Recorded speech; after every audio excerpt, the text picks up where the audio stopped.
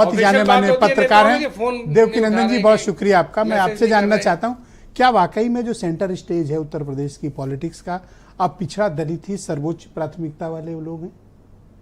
नहीं, चूंकि उनकी पॉपुलेशन करीब 80% के आसपास है। अगर आप देखिए पिछड़ा दलित अल्पसंख्यक मिला लीजिए तो करीब 80% के आसपास लोग होते हैं। आपने 3 फोटो पीछे लगाई हुई है, अखिलेश यादव, राहुल गांधी और मायावती की।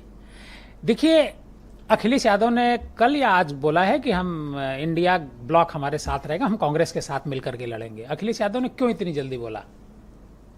दरअसल है क्या, इस पूरे उत्तर प्रदेश का जो 2027 का चुनाव होने वाला है, इसमें अखिलेश यादव और मायावती महत्वपूर्ण नहीं है, सबसे महत्वपूर्ण है कांग्रेस। कांग्रेस किधर जाती है, पलड़ा उधर ही पलड़ा भारी होगा। बीजेपी को की लड़ाई उसी से होनी है।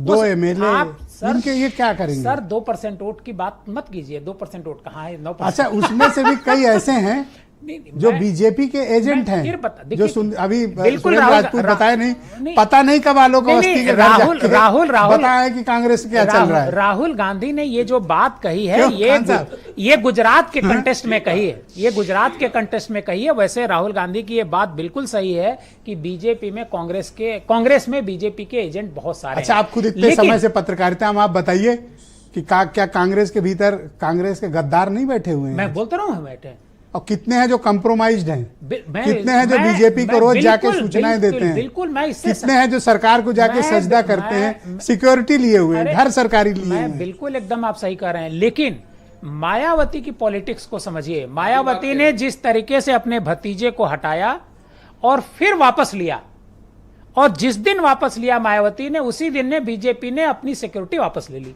सेम डे वापस लिए, जिस दिन मायावती ने उसको वापस लिया उसी दिन सिक्योरिटी वापस हो गई। क्यों सिक्योरिटी वापस हुई?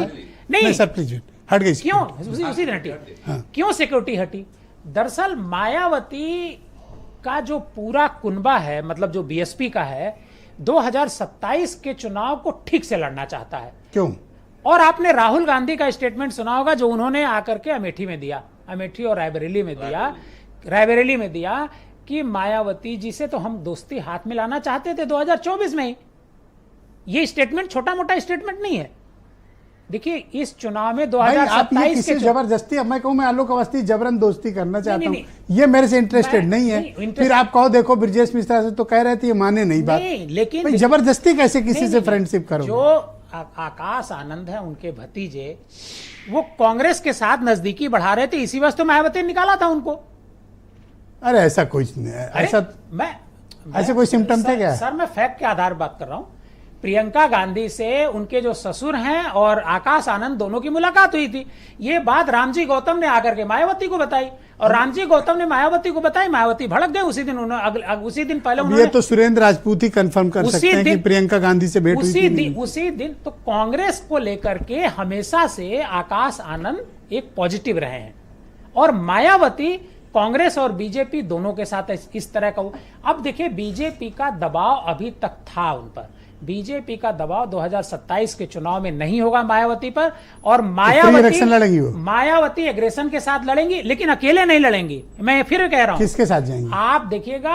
अब किसके साथ जाएंगी ये सब पता चल जाएगा। ये 3 फोटो आपने लगा रखी है, इसमें से 2 भी एक साथ हो सकते हैं और तीनों भी एक साथ हो सकते हैं। नहीं, ये भी तो हो सकता है कि आलोक जी के साथ मिल जाए। नहीं, आलोक जी के साथ तो मायावती नहीं जा सकती हैं।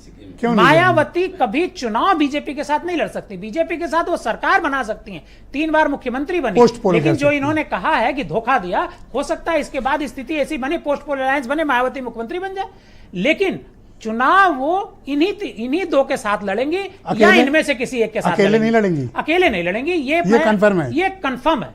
अकेले वो नहीं लड़ेंगे। वीरेन जी भी आ गए डिबेट में। वीरेन जी, स्वागत आपका।